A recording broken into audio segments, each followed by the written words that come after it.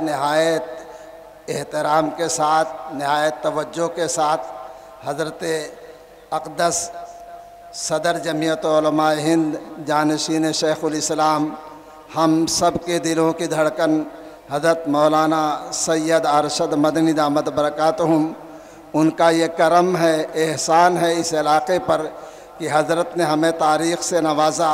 اب دل کی گہرائیوں سے ہم حضرت کا شکر ادا کرتے ہیں اور امید کرتے ہیں کہ حضرت اپنے ناصحانہ کلمات سے ہمیں نوازیں گے، اور انشاءاللہ جو بھی ہدایت حضرت کی ہوگی یہ پورا مجمع اس پر عمل کرنے کے لیے تیار ہے۔ حضرت سے میری درخواست ہے کہ حضرت اپنے کلمات سے ہمیں محظوظ فرمائیں۔ بسم اللہ الرحمن الرحیم، الحمد للہ نحمدہ ونستعینہ ونستغفرہ ونؤمن بہ ونتوکل علیہ ونعوذ باللہ من شرور انفسنا ومن سیئات اعمالنا، من یہدہ اللہ فلا مضل له ومن يضلله فلا هادي له، ونشهد أن لا إله إلا الله وحده لا شريك له، ونشهد أن سيدنا ومولانا محمدا عبده ورسوله۔ أما بعد، علماء کرام اور قرب و جوار سے جلسے میں شریک ہونے والے معزز حاضرین، یہ جلسہ جمعیت علماء یو پی نے کوئی عمومی جلسہ نہیں بلایا، اس کے لیے یو پی کے مشرقی اضلاع میں اس جگہ کو منتخب کیا گیا ہے تاکہ یو پی کے اندر مدارس پر گورنمنٹ کی طرف سے جو طرح طرح کے نوٹس آ رہے ہیں، مدرسوں کو بند کیا جا رہا ہے، مشرقی یو پی ہی میں ان اہل مدارس کو جمع کیا جائے اور اس سلسلے کے اندر کس طرح آگے بڑھا جائے اپنے مدارس کی حفاظت کے لیے، اس طریقہ کار سے انہیں آشنا بنایا جائے، ورنہ تو ہمارے احباب نے کچھ نے یہ کہا کہ سب سے پہلے مدارس پر جس گورنمنٹ نے ہاتھ ڈالا تھا وہ آسام ہے، وہاں بی جے پی کی گورنمنٹ ہے، وہاں جا کر جلسہ کیا جائے۔ اس کے بعد اتراکھنڈ کی سرکار نے مدارس کے اوپر ہاتھ ڈالا، پھر اس کے بعد مشرقی یو پی نے ہاتھ ڈالا، اور اب چند دنوں کی خبر ہے کہ ہریانہ سرکار نے پانی پت وغیرہ کے اندر مدارس کے اوپر نوٹس بھیجنے شروع کر دیے ہیں۔ کچھ لوگوں کی رائے تھی کہ ہمیں لکھنؤ میں جلسہ کرنا چاہیے، لیکن ہم نے ابتدا کے اندر غور و خوض کر کے، چونکہ بڑے بڑے مدارس کی جگہ یہ صوبہ ہے، ہمارا صوبہ ہے، اس لیے ہمیں پہلے یہاں اپنی چیز کو پیش کرنا چاہیے، اور خاص طریقے پر مشرقی یو پی کے اندر ارباب مدارس کو جمع کر کے ان سے گفتگو کرنی چاہیے، کوئی عام جلسہ نہیں ہے۔ ارباب مدارس پڑھے لکھے لوگ ہیں، آپ حضرات جانتے ہیں، اس لیے ہم آپ ہی سے گفتگو کرنا چاہتے ہیں، اور اس واسطے سے اپنی بات صوبائی گورنمنٹ بلکہ ہم مرکزی گورنمنٹ تک اپنی بات کو پہنچانا چاہتے ہیں۔ مدارس اسلامیہ صرف درسگاہیں نہیں ہیں۔ جو لوگ یہ سمجھتے ہیں کہ مدارس کا مقصد صرف کتابیں پڑھنا پڑھانا ہے، وہ غلط سمجھتے ہیں۔ میں آپ کے سامنے ایک مجمع ہے ہزاروں آدمیوں کا، یقیناً اس مجمع کے اندر وہ لوگ بھی ہوں گے جو میری اس آواز کو صوبائی اور مرکزی گورنمنٹ تک پہنچائیں گے۔ میں آپ سے یہ بات کہتا ہوں کہ مدارس کا کردار اس ملک کی جڑوں کے اندر گھسا ہوا ہے۔ اگر کوئی نہیں مانتا تو اس کا مطلب یہ ہے کہ وہ ملک کی تاریخ سے ناآشنا اور ناواقف ہے۔ میں آپ سے کہہ رہا ہوں، ہو سکتا ہے اس سے پہلے کسی نے نہ کہا ہو، یہ ہمت نہ کی ہو۔ اس ملک کے اندر جس میں 250 سال تک اس ملک کا ہندو، مسلمان، جین، بدھ، ہر آدمی کے گلے کے اندر انگریز کی غلامی کا طوق پڑا ہوا تھا۔ ہر آدمی غلام تھا۔ اگر کسی جگہ سے آزادی وطن کے لیے جہاد کی آواز نکلی ہے وہ مدرسہ ہے۔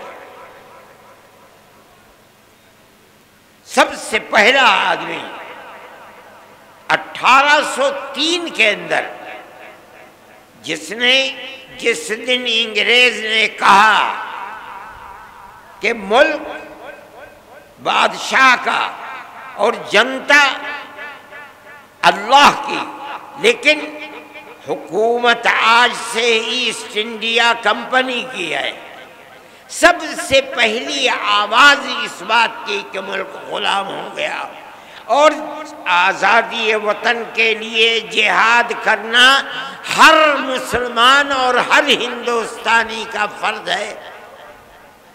ایک عالم دین کی آواز تھی جو حضرت شاہ ولی اللہ محدث دہلوی کے بیٹے اور ان کے بیٹوں میں سب سے زیادہ علم جن کے دماغ اور سینے کے اندر پیوستہ شاہ عبدالعزیز صاحب محدث دہلوی، ایک مدرسے کے اندر دلی میں جس کو لوگ ان کے دادا کے نام پر رحیمیہ مدرسہ کہتے ہیں، آج بھی وہ کلا محل کے اندر اس مدرسے کی باقیات موجود ہیں۔ اس مدرسے سے آواز نکلی تھی کہ ملک غلام ہو گیا، ہندو غلام ہے، مسلمان غلام ہے، اکثریت غلام ہے، اقلیت غلام ہے، ہمیں جہاد آزادی کرنا ہمارا مذہبی فریضہ ہے۔ مدرسے کا یہ کردار ہے۔ اس مدرسے کو لٹوا دیا گیا، نام و نشان مٹ گئے،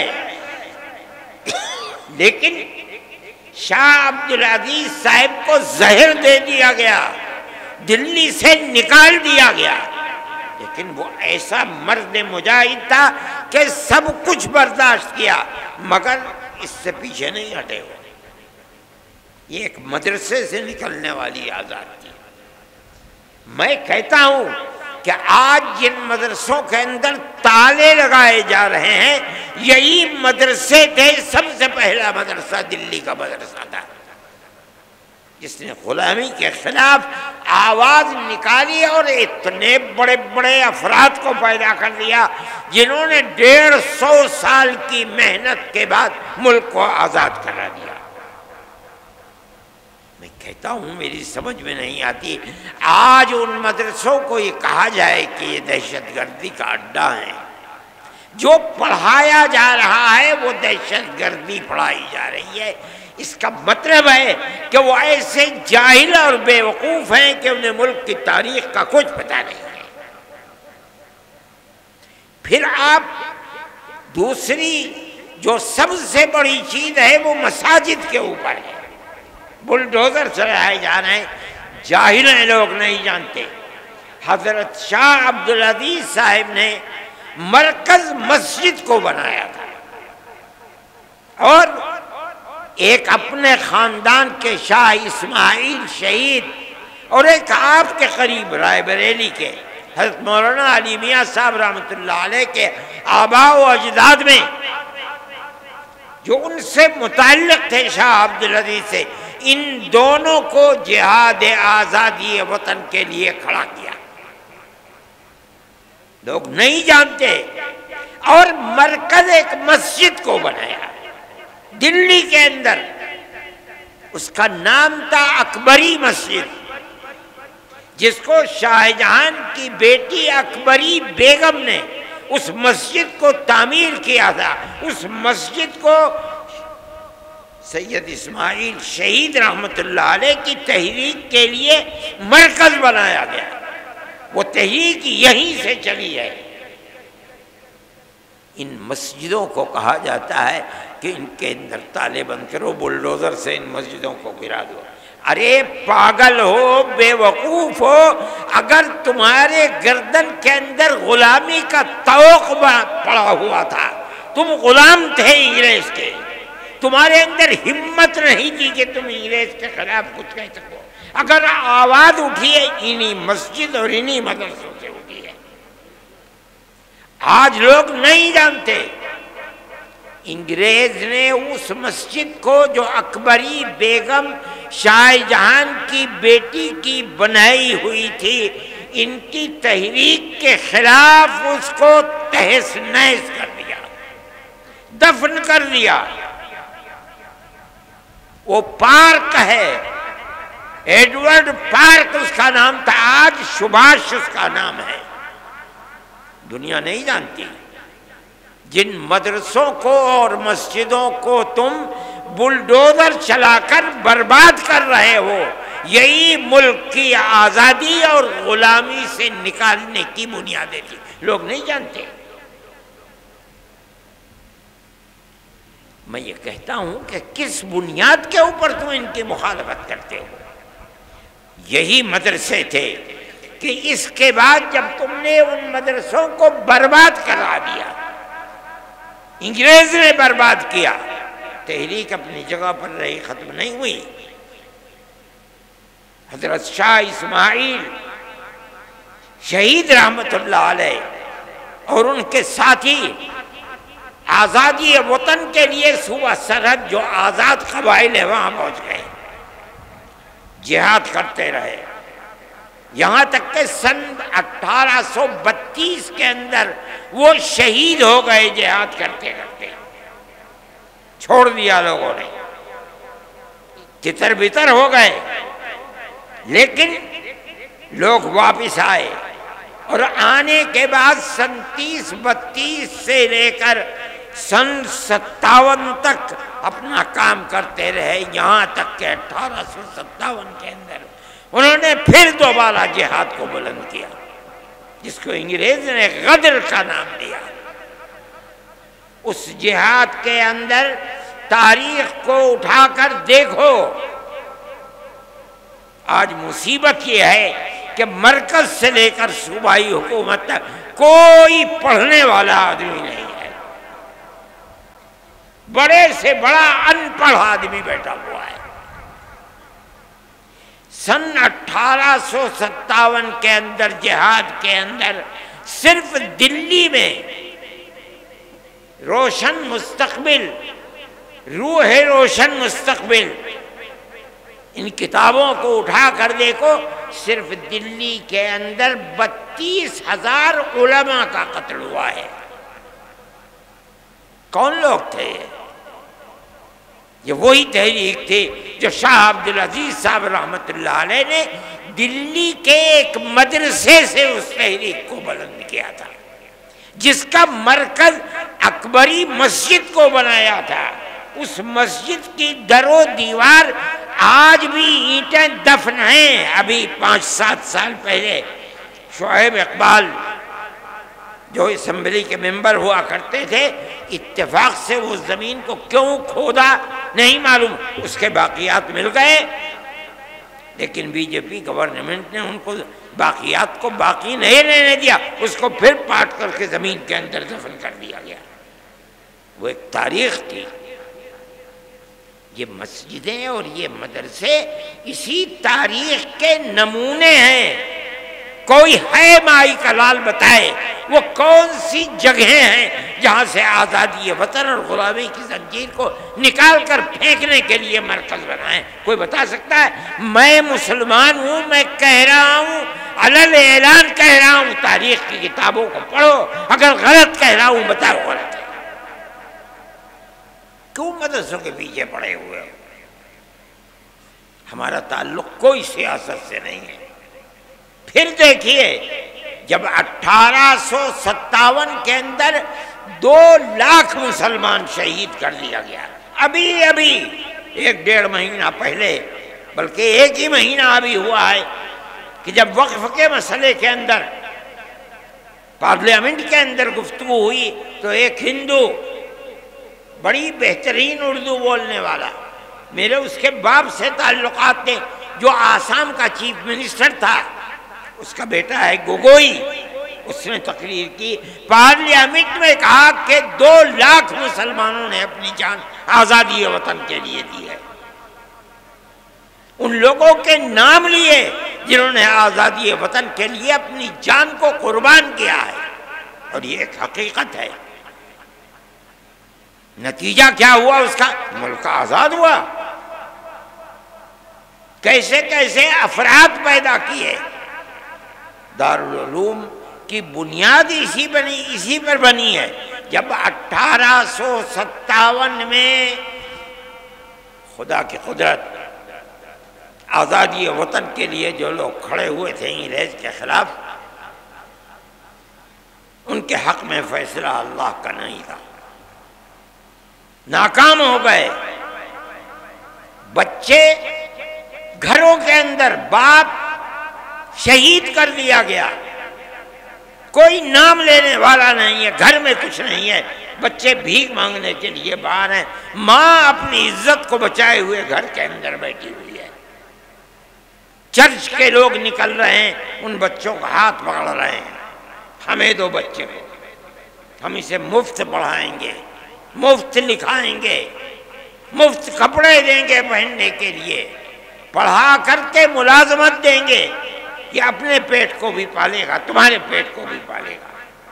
اس صورتحال کو جب عام معافی کا اعلان ہوا اور ان مدرسوں کا بنیادی کردار رکھنے والے حضرت نانوتوی اور حضرت گنگوہی اور ان کی جماعت نے دیکھا تو بیٹھ کر میں مدرسوں کے بنانے کا فیصلہ کیا، اور ٹھیک 9 سال کے بعد سن 1866 کے اندر دارالعلوم کی بنیاد ڈال دی۔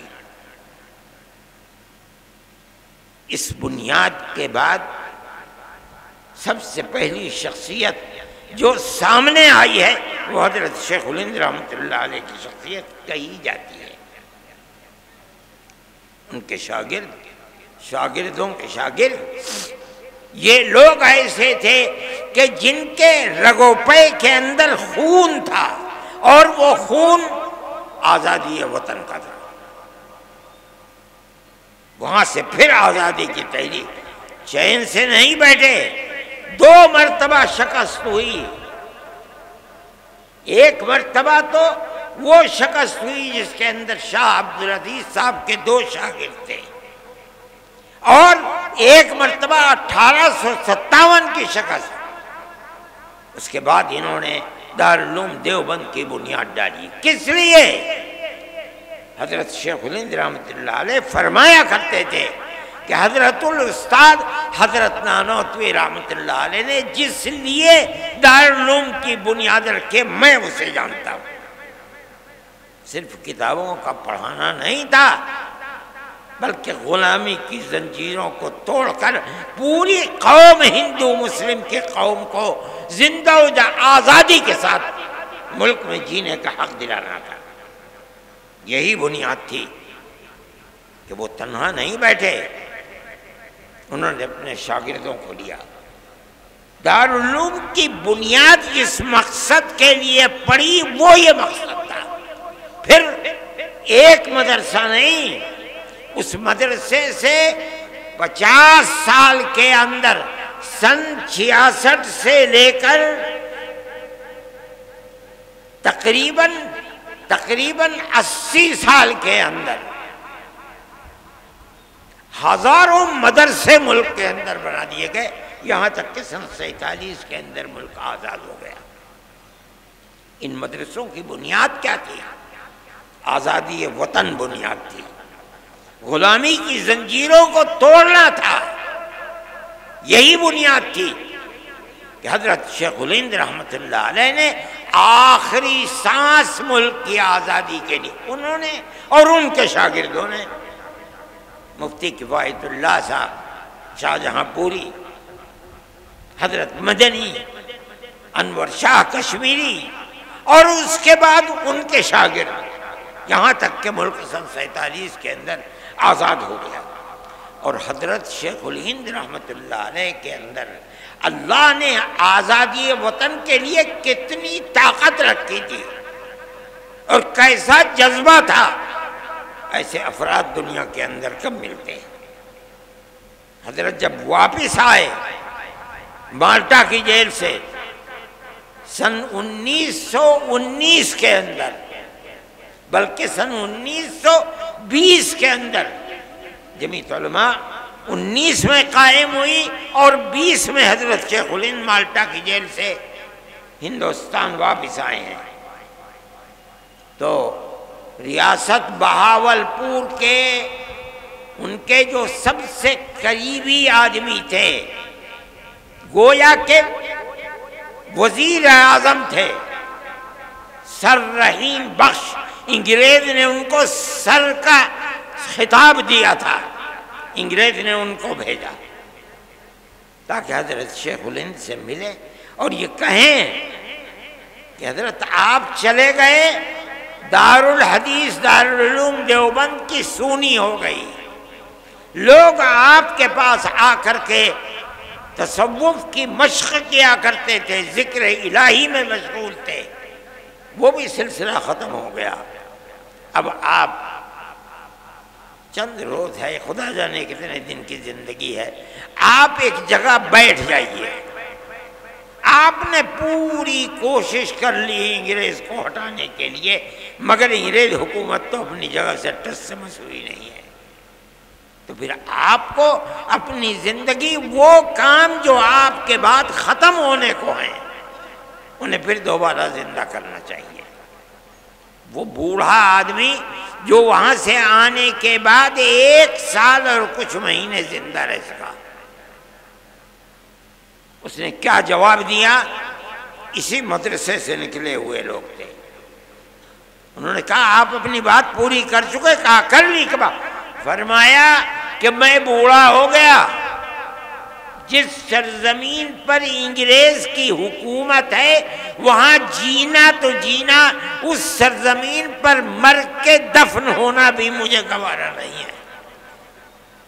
میں تو ہندوستان صرف اس لیے آیا ہوں کہ میں آ کر اعلان کروں کہ انگریز کی غلامی حرام ہے.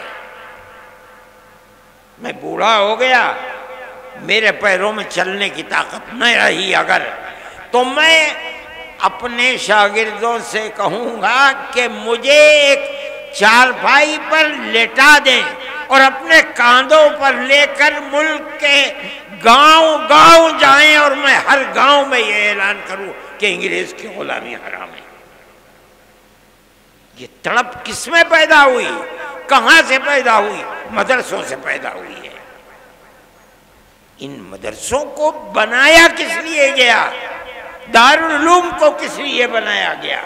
دارالعلوم سے 25,000 مدرسوں کو کس لیے بنایا گیا؟ اس ملک کے اندر آزادی کے جذبہ جہاد کے لیے بنایا گیا، ہندو مسلم محبت کے لیے بنایا گیا، ملک کے اندر امن و امان قائم کرنے کے لیے بنایا گیا۔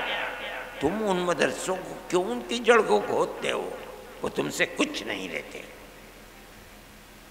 مسلمان رکشہ چلاتا ہے اور صبح سے شام تک جو ملتا ہے اس میں سے 2 پیسے اپنے مدرسے کو بھی دیتا ہے۔ ہم تو کسی دولت مند کے سے پیسے نہیں مانگتے، کسی گورنمنٹ سے پیسہ نہیں مانگتے۔ ایک مرتبہ اندرا جی تھیں، نہیں سونیا جی تھیں، اور ارجن سنگھ زندہ تھے۔ انہوں نے اور سہیل صدیقی، جن کو پارلیمنٹ نے کالج اور یونیورسٹیوں کے اقلیتی کردار کے لیے ان کو امین بنایا تھا، وہ بھی تھے۔ ان سب نے مل کر کے ایک کمیٹی دلی کے اندر بنائی۔ انہیں لوگ مل بھی گئے، کچھ لوگ تھے، مولوی فضیل تھے گورکھپور کے، اور دوسرے لوگ انہیں مل گئے، انہوں نے بلا لیا۔ مجھے بھی بلایا مگر میں بھول گیا۔ مجھے ایک صاحب نے کہا کہ بھائی انہوں نے بلایا تھا تم گئے نہیں۔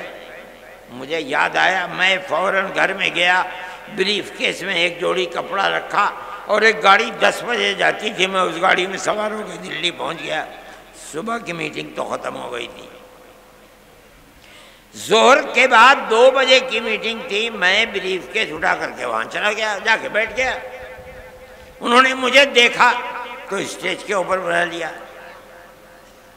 جلسہ شروع ہو گیا، میرا نام آیا تو میں کھڑا ہو گیا، اور میں نے کہا کہ مدارس کے سلسلے میں آپ جو تحریک چلا رہے ہیں کہ مدارس مدرسہ بورڈ سے ملحق ہو، اور آپ 800 کروڑ کا بجٹ بھی لے کر کے آ گئے، آپ کیوں یہ چاہتے ہیں؟ آپ کو مدرسوں کی کردار کا پتہ ہے کہ مدرسوں نے کیا کیا ہے۔ میں نے ان کے سامنے یہ چیز رکھی کہ ملک غلام تھا، مدرسوں کی تحریک دارالعلوم دیوبند سے چلی، بنیاد اس کی کیا تھی؟ آپ سے وہ 2 پیسے نہیں چاہتے، اس لیے کہ انہیں یقین ہے کہ اگر آپ پیسہ دیں گے تو کل کو آپ ان کے نظام تعلیم میں بھی دخل دیں گے، ان کے نصاب تعلیم میں بھی دخل دیں گے۔ وہ اپنے آپ کو آزاد رکھنا چاہتے ہیں۔ ارجن سنگھ کہنے لگے کہ ہم وعدہ کرتے ہیں کہ ہم دخل نہیں دیں گے۔ میں نے کہا میں نہیں کہتا ہوں کہ آپ جھوٹ بول رہے ہیں، بالکل سچ بول رہے ہیں، لیکن آپ میری ایک بات کا جواب دیں۔ ابھی الیکشن کے اندر 2 سال باقی ہیں، 3 سال گزر چکے، اقتدار کی کرسی پر آپ بیٹھے ہیں، آپ کہہ رہے ہیں کہ ہم دخل نہیں دیں گے۔ کیا آپ مجھے گارنٹی دے سکتے ہیں کہ 2 سال کے بعد جو اگلا الیکشن ہوگا آپ ہی جیت کر آئیں گے؟ کہنے لگے نہیں، گارنٹی نہیں دے سکتے۔ میں نے کہا ٹھیک کہتے ہیں، آپ تو 2 سال کی بھی گارنٹی نہیں دے سکتے، اور میں مدرسے کا آدمی ہوں، میں اپنے دل کے اندر یہ ارمان رکھتا ہوں کہ اگر اللہ نے مجھے قیامت تک کی زندگی دی تو میں قیامت تک مدرسے کو زندہ رکھوں گا۔ میرا آپ سے کیسے ساتھ ہو سکتا ہے؟ اس لیے میں جمعیت علماء کے پلیٹ فارم سے کہتا ہوں، ہم کل بھی مخالف تھے گورنمنٹ کی مدد کے، آج بھی مخالف ہیں، اور جب تک زندہ رہیں گے مخالفت کرتے رہیں گے۔ ہمیں آپ کی کیا ضرورت ہے؟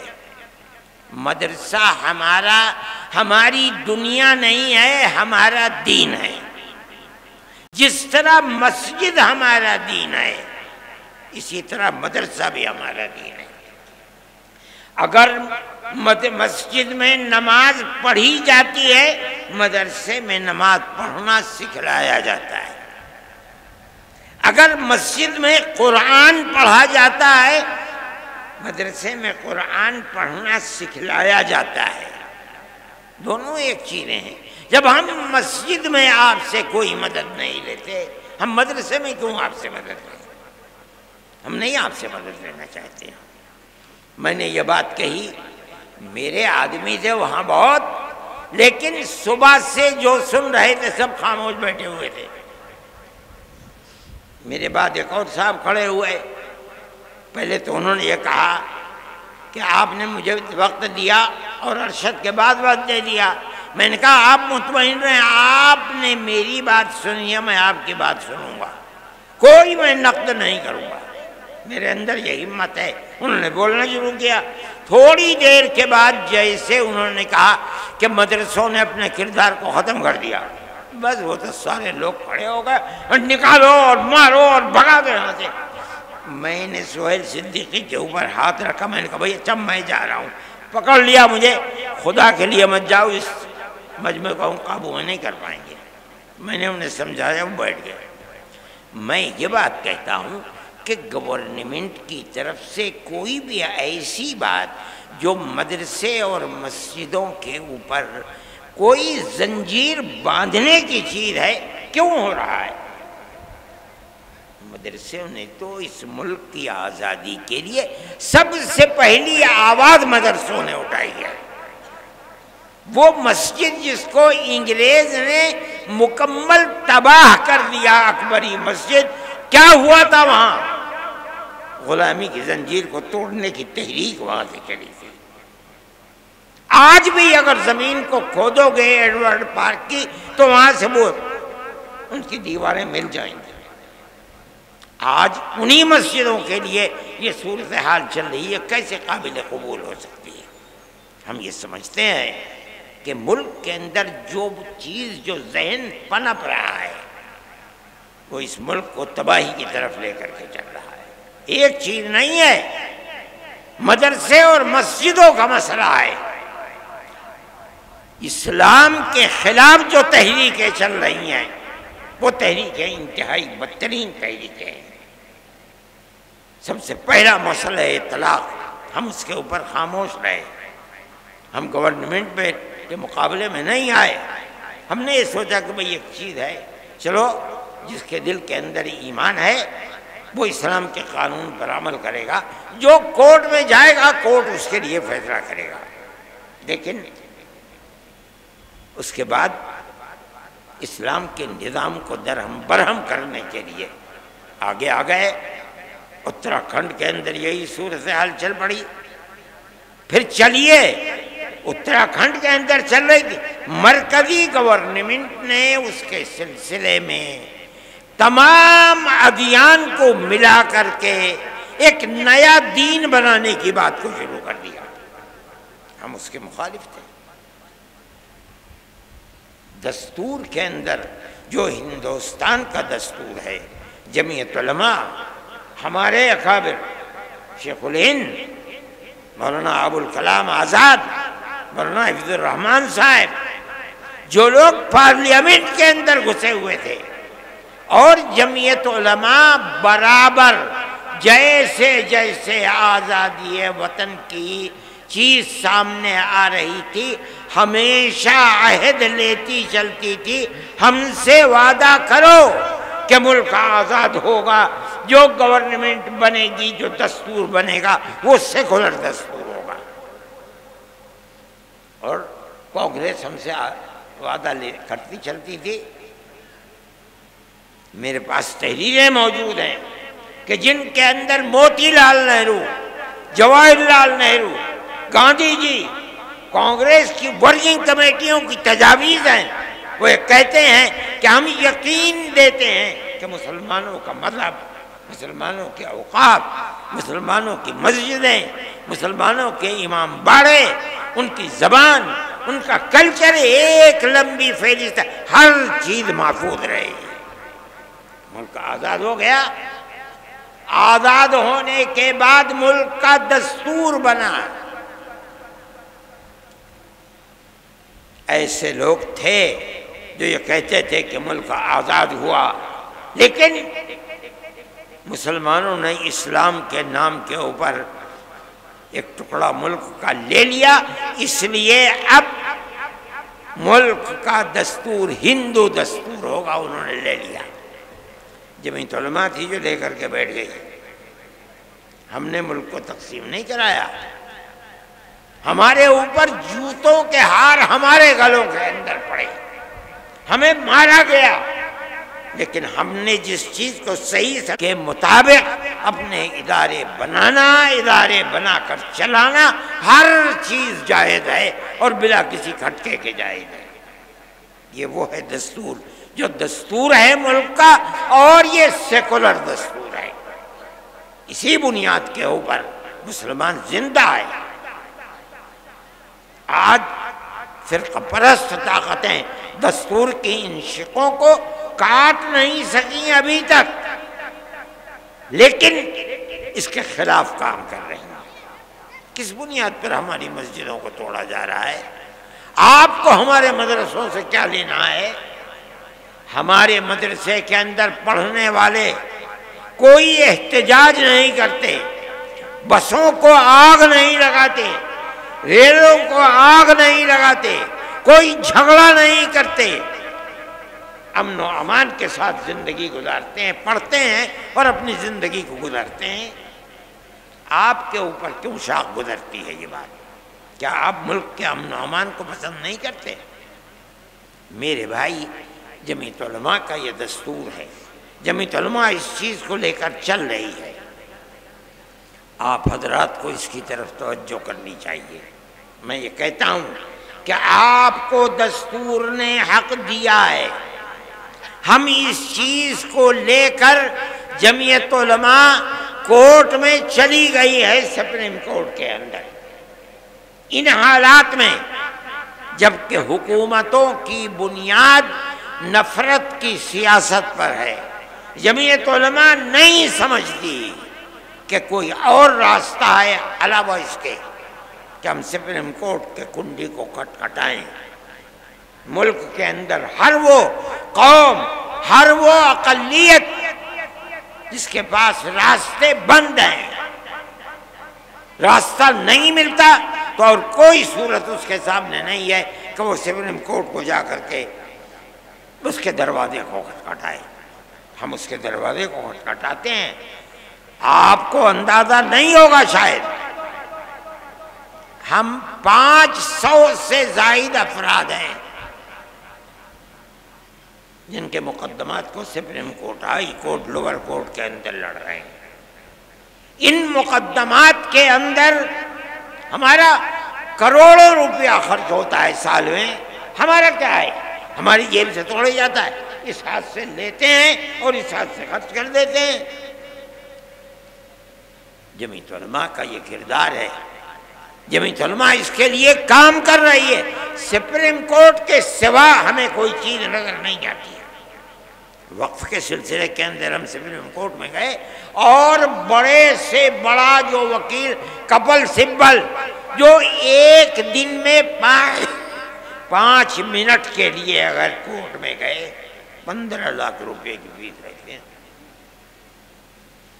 ہم جاتے ہیں، ان کو پیش کرتے ہیں، انہوں نے 3.25 گھنٹے کھڑے ہو کر کے وقف کے مسئلے کے اوپر گفتگو کی ہے۔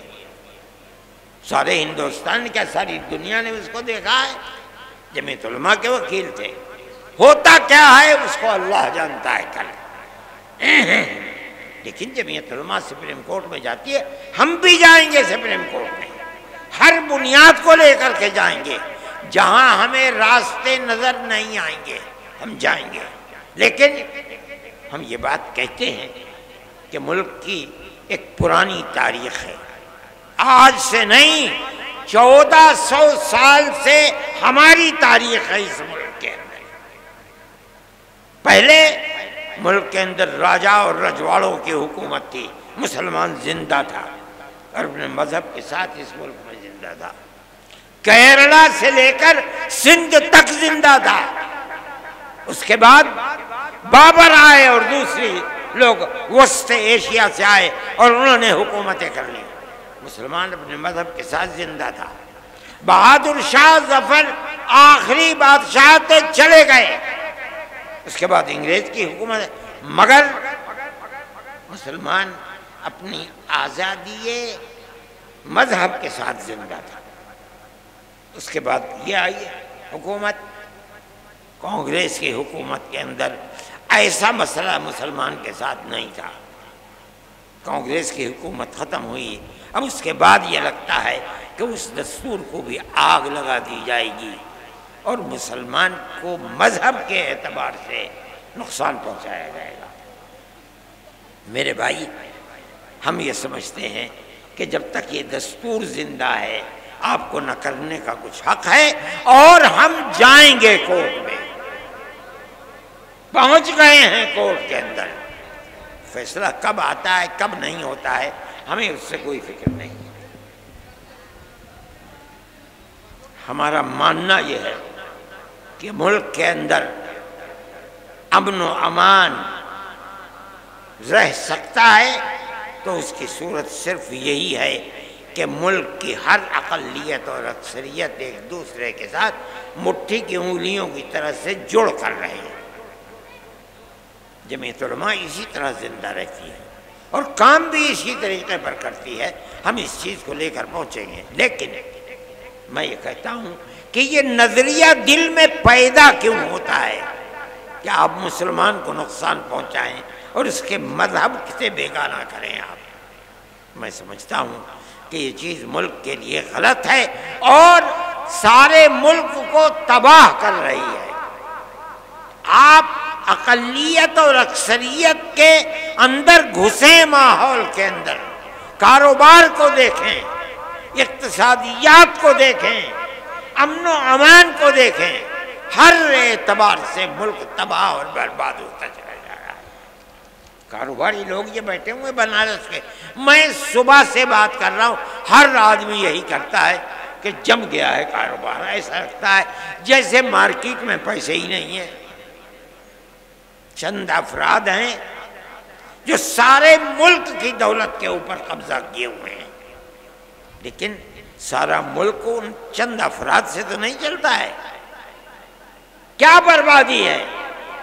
میں کہتا ہوں گورنمنٹ جسے امن و امان قائم کرنا چاہیے، بھائی چارگی کو بڑھانا چاہیے، ہندو مسلم اتحاد کو پیدا کیا جائے، ہر ایک کو مذہبی دستور کی آزادی دی جائے، آپ نے اس کو آگ لگانا شروع کیا ہے، ملک تباہی اور بربادی کی طرف چل رہا ہے۔ جمعیت علماء کی یہ تحریک ہے، امن و امان ختم ہو رہا ہے، موب لنچنگ ایک مصیبت ہے اور سب سے بڑی مصیبت لوگ یہ سمجھ رہے ہیں کہ مسلمان کی طرح نہیں۔ جب آپ لوگوں کو یہ حق دیں گے کہ وہ قانون کو اپنے ہاتھ میں لے لیں تو صرف مسلمان ہی کا قتل نہیں ہوگا، مسلمان کا بھی قتل ہوگا، ہندو کا بھی قتل ہوگا، بربادی ملک کے اندر آئے گی۔ کیا کر رہے ہیں آپ؟ میں حکومتوں کو کہتا ہوں، کہاں ہیں حکومتیں؟ کیا ہو رہا ہے؟ کس طرح قتل ہو رہے ہیں؟ کیا انتظامیہ کو یہ پتہ نہیں کہ کیا ہو رہا ہے؟ کون لوگ ہیں وہ عنصر، کون ہیں جو اس طریقے پر آدمی کو آپ کی موت سے کھیل رہے ہیں؟ وہ کون لوگ ہیں؟ دنیا دیکھ رہی ہے۔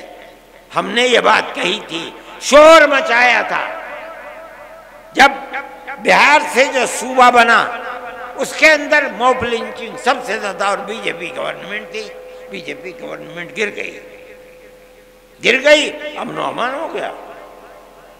آج یو پی کے اندر ایسی تباہی مچی ہوئی ہے، اور یہی راجستھان کے اندر ہے۔ اگر حکومت چاہے تو وہ ملک کے امن و امان سے کھیلنے والے لوگ ایک دن نہیں آزاد رہ سکتے۔ لیکن یہ افسوس کی بات ہے کہ ہندو اور مسلمان کا قتل عام کرنے والے لوگ بالکل زندہ ہیں، اگر گئے بھی جیل میں 2 4 5 10 دن کے لیے گئے اور اس کے بعد آزاد ہو کر کے پھر انہوں نے یہی شروع کر دیا، کس طرح ملک چلے گا؟ یہ بربادی کس طرح سے قبول کر لی جائے؟ میں یہ بات ارباب مدارس سے کر رہا ہوں کہ انہیں اپنے مدارس کی حفاظت کے لیے کام کرنا چاہیے۔ حفاظت کس طرح سے ہوگی؟ ایک تو ہے حفاظت دستوری۔ دستوری حفاظت کا مطلب یہ ہے کہ جو دستور کے اندر دفعات ہیں اور دستور نے جو آپ کو اختیار دیا ہے، آپ اس دستور کے دیے ہوئے اختیار کو استعمال کریں، بہت اچھی بات ہے۔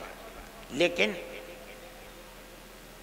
اگر میں اپنے مکان کو دبی بنا سکتا ہوں جب زمین میری ہو، اگر میری زمین نہیں، میں نہیں بنا پاؤں گا، تو آپ یاد رکھیے کہ مدرسے کو بھی آپ جب ہی بنا سکتے ہیں جب وہ زمین مدرسے کی ہو۔ آپ جب ہی بنا سکتے ہیں جب کسی دوسرے کی زمین پر آپ نے قبضہ کر کے اپنا مکان نہ بنایا ہو۔ تو آپ مدرسہ کیسے بنا دیں گے؟ مسجد کیسے بنا دیں گے؟ نہیں ہو سکتا ہے۔ دوسری بات، آپ جب ہی بنا سکتے ہیں جب آپ نے میونسپلٹی سے، کارپوریشن سے، ضلع انتظامیہ سے اپنی زمین ثابت کر کے اس زمین کا نقشہ منظور کرایا ہو۔ اگر نہیں ہے آپ اسے نہیں بنا سکتے۔ یہ ایک مصیبت ہے، اور میں سمجھتا ہوں کہ یہ بھائی چارگی تھی۔ بے شمار جگہیں ایسی ہیں کہ اگر اکثریت وہاں مندر بنانا چاہتی ہے، کسی اجازت کی ضرورت نہیں۔ مسلمان اگر مسجد بنانا چاہتا ہے، کسی اجازت کی ضرورت نہیں۔ میں دیوبند کو جانتا ہوں، کسی اجازت کی ضرورت نہیں تھی۔ لیکن بی جے پی گورنمنٹ کے اندر اور کہیں آئی نہ آئی، لیکن مسجد اور مدرسوں کے اوپر یہ آفت آ گئی۔ آپ کی گورنمنٹ جو ہندوستان کے اندر ملک کی آزادی سے پہلے اور ملک کی آزادی کے بعد، میں دارالعلوم دیوبند کو کہتا ہوں، دارالعلوم دیوبند کا جو کردار ملک کو غلامی سے نکال کر آزادی کے لیے تھا، وہ کردار ساری دنیا میں شہرت پکڑے ہوئے ہے۔ کبھی دارالعلوم کی کسی عمارت کے لیے کبھی اجازت کی ضرورت ہی نہیں ہے۔ دارالعلوم والے جانتے ہی نہیں تھے بھائی کس چیز کی اجازت۔ کوئی گورنمنٹ ہو، گورنمنٹ دارالعلوم سے کبھی یہ نہیں کہتی تھی کہ تم اس کی منظوری لو، اور کبھی منظوری لی نہیں گئی۔ اتنا بڑا دارالعلوم 100 سال سے زیادہ وقت گزر گیا اس کو، بلکہ 150 سال کے قریب، کبھی کسی چیز کی اجازت نہیں لینی پڑی اس کو۔ اس گورنمنٹ نے آ کر لے لیا اور اس کے اوپر قدغن لگ گئی۔ 6 سال سے ایک اینٹ دارالعلوم کی رکھتی نہیں گئی ہے۔ دارالعلوم نے ان سے پوچھا کیا بات ہے، کہا کہ اجازت نہیں ہے۔ دارالعلوم نے اپنے اس کردار کی بنیاد پر ان سے کہا ہو سکتا ہے کہ گورنمنٹ کا بھی اس کے اندر دخل ہو کہ بھائی نہیں ہے، ہم آپ سے کہتے ہیں آپ ہمارے اوپر جو جرمانہ چاہے لگا دیجیے۔ انہوں نے جرمانہ لگایا 1 کروڑ 1.5 کروڑ سے زیادہ کا۔ دارالعلوم نے 25 لاکھ اس میں جمع کیے، 25 لاکھ یا 20 لاکھ، باقی اور کے بارے میں اختلاف ہو گیا۔ وہ کہتے تھے 60 کروڑ روپیہ دینا پڑے گا۔ اس کے بعد پھر بات چیت ہوئی تو وہ گر کر کے 1 کروڑ 60 لاکھ کے اوپر آ گیا۔ دارالعلوم نے 25 لاکھ دے دیا، ابھی تک فیصلہ نہیں ہوا ہے۔ میں یہ کہتا ہوں کہ پچھلی گورنمنٹوں نے ملک کے اندر رہ کر کے جن چیزوں کے اندر آزادی دی، اگرچہ وہ قانون کے خلاف تھی، نہیں پوچھا کہ مسجد کس زمین پر بن رہی ہے، کیا ہو رہا ہے۔ اگر یہ بات ثابت ہو جاتی ہے آج کہ یہ گورنمنٹ کی زمین ہے اور مسجد کی زمین نہیں ہے، انہیں توڑنے کا حق ہے۔ اگرچہ آپ کو دستوری اعتبار سے یہ حق ہے کہ آپ مسجد بنائیں، لیکن یہ مطلب نہیں ہے کہ آپ گورنمنٹ کی زمین پر مسجد بنا لیں۔ گورنمنٹ کی زمین کے اوپر مدرسہ بنا لیں. اگر آپ بنائیں گے تو آپ کو لوہے کے چنے چبانے پڑیں گے. میں اپنے ساتھیوں سے بھی کہتا تھا کہ اس موضوع کے اوپر گفتگو کریں. آپ مدرسہ بنائیں، اپنی زمین پر بنائیں، مدرسے کی زمین پر بنائیں. مسجد بنائیں، اپنی زمین پر بنائیں، مسجد کی زمین پر بنائیں. وقف کریں اس کو. یہاں ایک مسئلہ آتا ہے. آج اگر آپ یہ چاہیں کہ آپ کو مسجد بنانے کی اجازت مل جائے گورنمنٹ سے، آپ تمام شرائط کو پورا کر دیں. شرائط کو پورا کرنے کے بعد گورنمنٹ، صوبائی گورنمنٹ، مرکزی گورنمنٹ آپ کو مسجد بنانے کی اجازت دے دے. آج کی صورتحال یہ کہ آپ کو اجازت نہیں مل سکتی. پھر کیا کریں گے آپ مشترکہ مکان، پنچایت گھر، اس طریقے کا مکان بنانے کی اجازت لیں. اپنے پنچایت بھی کریں اور آپ اس کو مسجد کے طریقے پر بھی استعمال کریں. لیکن یہ غلطی کبھی مت کیجیے گا کہ نقشے کی منظور کرائے بغیر یا اپنی زمین کے علاوہ گورنمنٹ کی کسی زمین کے اوپر آپ کر لیں. تو جس طرح آپ کی بنائی ہوئی ان کالونیوں کو بلڈوزر سے سینکڑوں مکانات کو تباہ کیا جا رہا ہے، اسی طرح آپ کی مسجد اور مدرسوں کو بھی تباہ کیا جائے گا. آپ اسے یقین سمجھیے اور اس کے لیے آپ کو کوشش کرنی چاہیے. میرے بھائی، وقف کے مسئلے کے اندر بھی ہم اسی طرح گئے ہیں. اوقاف کا مسئلہ اپنی جگہ کے اوپر بڑا اہم مسئلہ ہے. ہماری لاکھوں ایکڑ زمین ہے ملک کے اندر جو اوقاف کی زمینیں ہیں.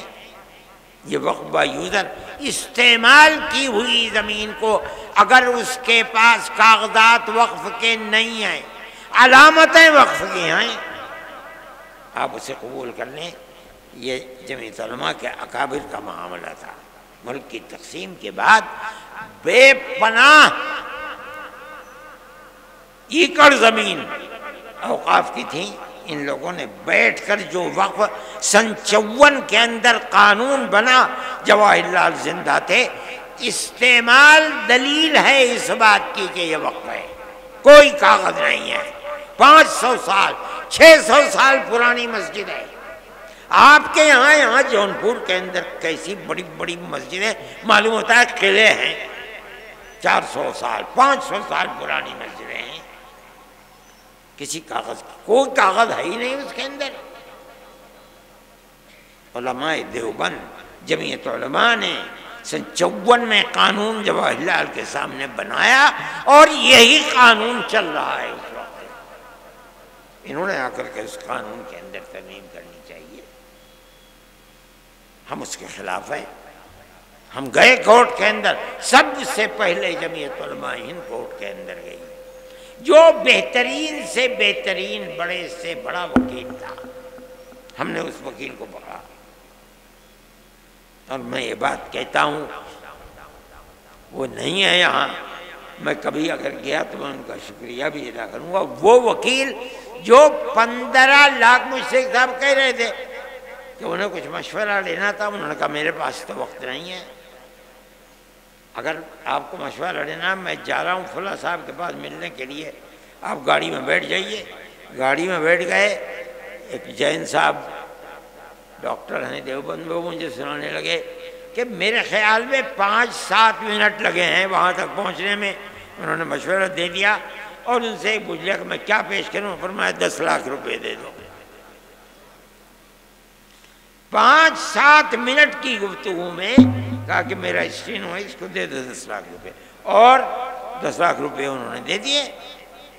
جمعیت علماء کے ساتھ ان کا معاملہ یہ ہے کہ مٹھی میں دبا کر کے جو بھجوا دیتا ہوں، آج تک اس شخص نے کبھی یہ نہیں کہا کہ کیا دے رہے ہو، اٹھا کر کے جیب میں رکھ لیتے ہیں.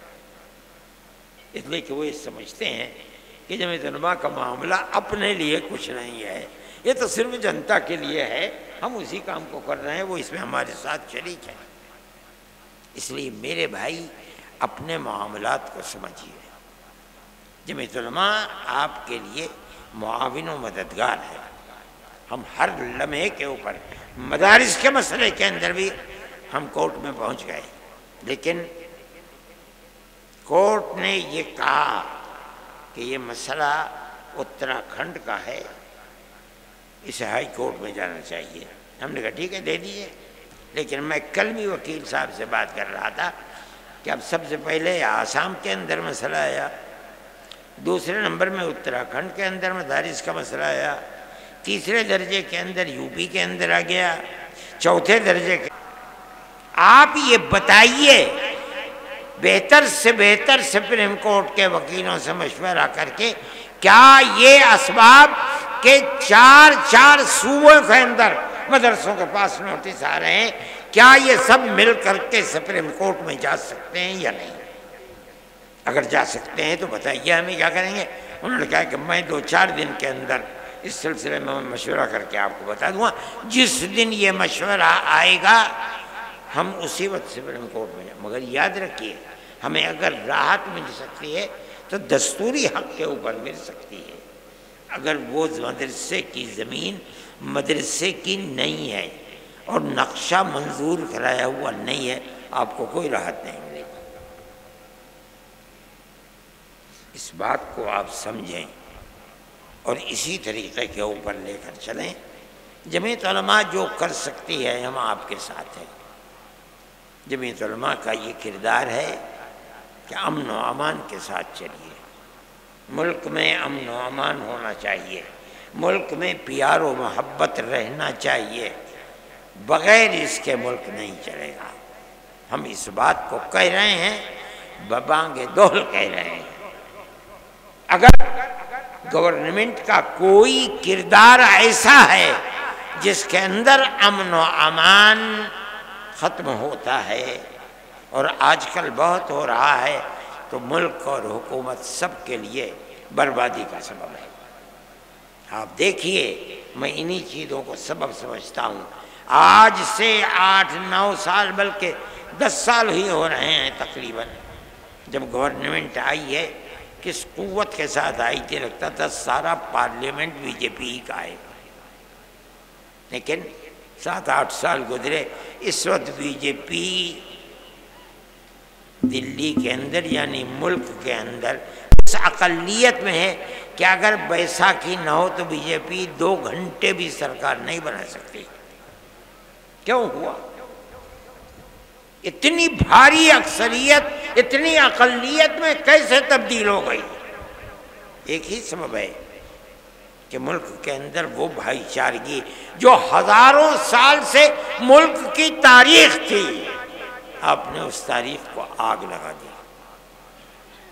اس لیے ہر آدمی سوچتا ہے، اور آپ جتنا آگے بڑھ رہے ہیں اس نفرت کے اوپر پیر ٹیکتے ہوئے، آپ یقین مانیے کہ آنے والے دن اور بھی آپ کے لیے بربادی کا ہوگا۔ جمعیت علماء جب کبھی آواز اٹھاتی ہے، اسے امن و امان اور حقیقت کے لیے اٹھاتی ہے۔ بابری مسجد کا مسئلہ تھا، جمعیت علماء تنہا وہ جماعت ہے جو اجودھیا سے لے کر کے سن 51 سے اور 70 سال تک مقدمہ لڑتی رہی ہے، کوئی نہیں ہے۔ جمعیت علماء تنہا ایک جماعت ہے۔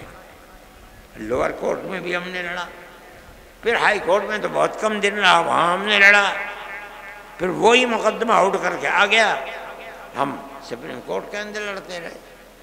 ہمارا مدعا یہ تھا کہ بابری مسجد اپنی جگہ پر ہے، اکھاڑا یہ کہتا تھا کہ نہیں اپنی جگہ پر نہیں ہے، یہ رام جنم بھومی ہے، یہاں مندر تھا، بابر نے اس مندر کو توڑا اور توڑ کر وہاں مسجد بنائی ہے۔ انہوں نے کہا کہ ہم اس کو کھودیں گے، ہم نے کہا کھود لو۔ ہم نے ببانگ دہل کہا کہ اگر یہ ثابت ہو جائے کہ یہ مسجد نہیں ہے، مندر تھا، مسجد بنی ہے، ہم آپ کے ساتھ کھڑے ہوں گے کہ جو زمین مسجد کی زمین نہیں ہے وہاں مسجد کا بنانا جائز نہیں. ان کا کھدائی کرے، ہم نے کہا کھدائی کر لو. جو کر سکتے تھے وہ کیا، لیکن مندر ہونے کی کوئی علامت نہیں ملی. ہمیں اور طاقت مل گئی. ہم نے پھر یہی بات کہی اور قوت کے ساتھ کہی. سپریم کورٹ کے اندر بات چلتی رہی. ہم ہر دن ہر تاریخ کے اوپر کتنے لاکھ روپیہ خرچ کیا کرتے تھے. ہم نے خرچ کیا اس کو. ایک قوم کا مسئلہ ہے بھئی آپ ہماری مسجد کو یہ کہہ کر کے کہ یہ رام جنم بھومی ہے، اس کا مطلب یہ ہے کہ نہ بابر کے ساتھ کوئی عالم دین تھا جو یہ بتائے کہ کسی دوسری جگہ کے اوپر جاؤ، ان کی مذہبی جگہ ہے اس کو ہٹا کر کے توڑ کر کے مسجد نہیں بن سکتی. کوئی بتانے والا نہیں ہے. لیکن ہم اس بات کو کہتے ہیں، ہم جو بات کہتے تھے وہ سچی نکلی. سپریم کورٹ نے یہ کہا، 3 شقیں تھی سپریم کورٹ کی. ایک شق یہ تھی کہ مسجد اپنی جگہ پر ہے. ہمارا سر بلند کر دیا.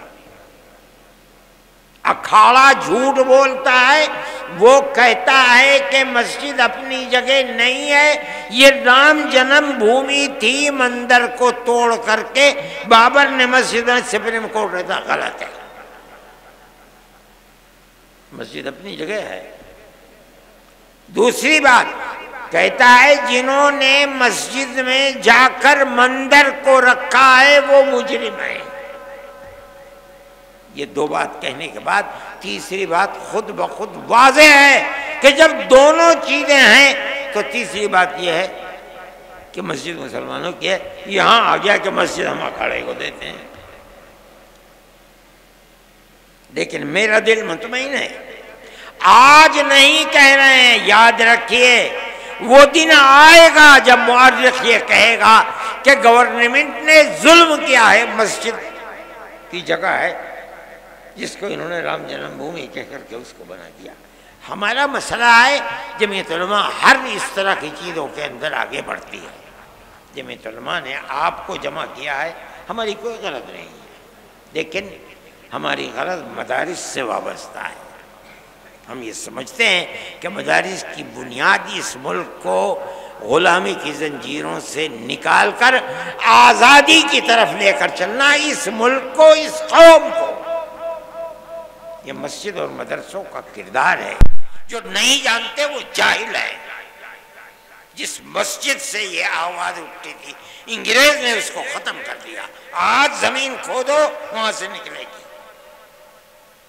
جن مدرسوں سے یہ آواز اٹھتی تھی مدرسے انگریز نے ان کو ختم کر ڈالا. لیکن کلا محل محل رہا ہے. دلی کا وہاں جاؤ اس کے آثار آج بھی ملتے ہیں. کہا جاتا ہے کہ شاہ عبدالعزیز صاحب محدث دہلوی کا مدرسہ یہی تھا. آپ ان مسجدوں اور مدرسوں کو یہ کہہ کر کے کہ یہ مسجد اور مدرسے دہشت گردی کا اڈا ہیں اور یہ جبر اور زبردستی بنائے گئے ہیں، اس کا مطلب یہ ہے کہ آپ کو کچھ معلوم نہیں ہے. اور جمعیت دارالعلوم دیوبند اس کی اصل بنیاد اور ماں ہے سن 1857 کے بعد. اور اس سے جو ہزاروں ہزار مدرسے پورے ہندوستان میں، افغانستان میں، پاکستان میں، برما میں، بنگلہ دیش میں، ساؤتھ افریقہ میں، امریکہ اور برطانیہ کے اندر، ان تمام مدرسوں کی بنیاد بھائی چارگی، آپس میں محبت پیدا کرنا، یہ بنیاد ہے. اور مدرسوں کو یہ کام کرنا چاہیے. میں یہ کہتا ہوں کہ آپ مدرسے بنائیے، ان کے لیے طریقے نکالیے، اجازت لیجئے، اور ہم گورنمنٹ سے یہ بات کہیں گے. ہم کوشش کرنا چاہیں گے ملاقات کی کہ اگر آپ یہ کہتے ہیں کہ مدرسوں کو، مسجدوں کو بنانا بغیر اجازت کے نہیں ہے، آپ ان شرائط کو بتائیے کہ کیا شرائط ہیں جن کی بنیاد پر آپ ہمیں اجازت دیں گے. آپ کا عملہ اجازت دے گا، کارپوریشن اجازت دے گا، میونسپلٹی اجازت دے گی. ہم اسی طریقے کے اوپر مسائل کو پیش کریں گے، گورنمنٹ کے بنائے ہوئے دیے ہوئے قانون کے مطابق چلیں گے، بطور زبردستی کچھ نہیں۔ ہمیں توقع ہے کہ گورنمنٹ اس سلسلے میں ہمارے ساتھ معاملہ کرے گی اور صحیح طریقے کے اوپر ہمارے مسجد اور مدرسوں کے کام کو آگے بڑھائے گی۔ آپ حضرات سے میں نے یہی بات کہی ہے کہ آپ خوب سوچ سمجھ کر کیجئے، اگر کوئی کمزوری ہے قانونی اعتبار سے بہتر وکیل کر کے آپ اس کمزوری کو دور کیجئے۔ آمدنی کے اندر بالکل صاف اور ستھری آمدنی کے طریقے کو حساب بنائیے اور ہر سال اس کو آڈٹ کرائیے۔ اگر آپ یہ سب چیزیں کریں گے تو آپ اپنے مدرسوں کو زندہ رکھ سکیں گے، اور ہماری دعا یہ ہے کہ مدرسے بھی زندہ رہیں اور مسجدیں بھی زندہ رہیں۔ اللہ تعالی ہمارے اس ملک کے اندر پیار و محبت، جس طرح ہماری پرانی تاریخ ہے، اس پیار و محبت کو زندہ و جاوید رکھے۔ ہم اس پیار و محبت کو اس ملک کے اندر، ساری دنیا کے اندر ضروری سمجھتے ہیں، اس لیے کہ یہ مذہبی مسئلہ ہے۔ نبی کریم علیہ السلام نے دنیا کے اندر پیار و محبت کا پیغام دیا، اور اسلام اسی وجہ سے جنگل کی آگ کی طرح پھیلا ہے۔ اگر وہ دشمن اور نفرت کو جنم دیتے اور اسلام اس کو سامنے رکھتا تو اسلام 5 دن بھی زندہ نہیں رہ سکتا تھا۔ اس لیے میرے بھائی، پیار و محبت کو مذہب اور اللہ اور اس کے رسول کی تعلیم سمجھ کر کے آپ اس کو مضبوط کیجئے۔ اللہ آپ کو قائم و دائم رکھے، ہمارے ملک کو قائم و دائم رکھے، امن و امان کی فضا قائم رکھے، ہندو اور مسلمان سب پیار و محبت کے ساتھ رہیں اور پیار و محبت کے ساتھ زندہ رہیں۔ وآخر دعوانا ان الحمدللہ رب العالمین۔ میں نے تو دعا کر دی ہے، اللہم انا نشہدک انت اللہ لا الہ الا انت انت الاحد الصمد الذي لم يلد ولم يولد ولم يكن له كفوا احد۔ اللهم صل على سيدنا عبدك ورسولك محمد النبي الأمي وعلى آله وأصحابه وأهل بيته وبارك وسلم كما تحب وترضى عدد ما تحب وترضى۔ اے اللہ اس اجتماع کو کامیاب و کامران فرما۔ جمعیت علماء اتر پردیش کے صدر اور ورکنگ کمیٹی کے ممبر مفتی اشفاق صاحب اور تمام وہ لوگ جنہوں نے اس کے اندر مدد کی ہے، اللہ تعالیٰ اس کو قبول فرمائے، خیرات و برکات سے نوازے، مدرسوں کی حفاظت فرمائے، مسجدوں کی حفاظت فرمائے۔ جو لوگ قوم کے لیے، ملک کے لیے، ملک کے بسنے والوں کے لیے کام کر رہے ہیں پیار و محبت کا، اللہ ان کی محنتوں کو قبول فرما۔ اے پروردگار، ہماری دنیا کو بھی آباد فرما، ہماری آخرت کو بھی آباد فرما، شرور و فتن سے محفوظ و معمون فرما، اس مدرسے کو بھی ترقی عطا فرما اور تمام مدارس اسلامیہ کو ترقی عطا فرما۔ وآخر دعوانا الحمدللہ رب العالمین۔